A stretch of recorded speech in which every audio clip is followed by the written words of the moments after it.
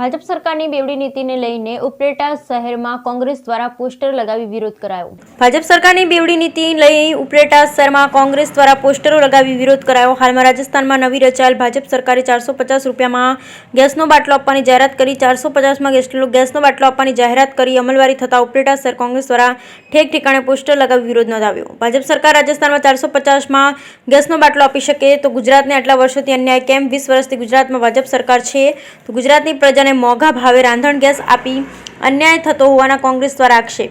ઉપલેટા શહેર કોંગ્રેસ દ્વારા વિવિધ એરિયામાં પોસ્ટરો લગાવી માંગશો તો મળશે અને લડશે તો જીતશો જેવા બેનર લગાવી વિરોધ નોંધાવ્યો. બ્યુરો રિપોર્ટ વિપુલ ધામેચા, ઉપલેટા. કૃષ્ણકાંત ચોટાઈ, શહેર કોંગ્રેસ પ્રમુખ, ઉપલેટા. તાજેતરમાં ભારતીય જનતા પાર્ટીની નવી રચાયેલી ભાજપ સરકારે રાજસ્થાનમાં 450 રૂપિયા ગેસનું સિલિન્ડર આપવાની જાહેરાત કરી અને એની અમલવારી પણ કરી દીધી. આ જે ભાજપ સરકારે રાજસ્થાનમાં અમલવારી કરી છે એનો અમે વિરોધ નથી કરતા, પણ તો ગુજરાતની પ્રજાને વાંક શું? ગુજરાતમાં જ 20-20 વર્ષથી આ ભાજપને ખોબે ને ધોબે મત આપે અને ગુજરાતની પ્રજા જો ગેસને નામે લૂંટાતી હોય તો આ પ્રજાનો વાંક શું?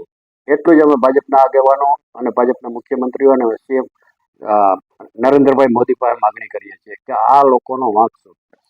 આ વાતનો વિરોધ કરવા અમે આજે ઉપલેટા શહેરમાં જુદી જુદી જગ્યાએ રાજસ્થાનમાં જો 450નો ગેસનો બાટલો મળતો તો ગુજરાતને કેમ નહીં, આ મતલબના પોસ્ટરો લગાવી અને ભાજપ સરકારનું ધ્યાન દોરવા પ્રયત્નો કર્યા છે અને ગુજરાતમાં પણ 450 રૂપિયાના ગેસનો બાટલો આપવાની માગણી કરી છે.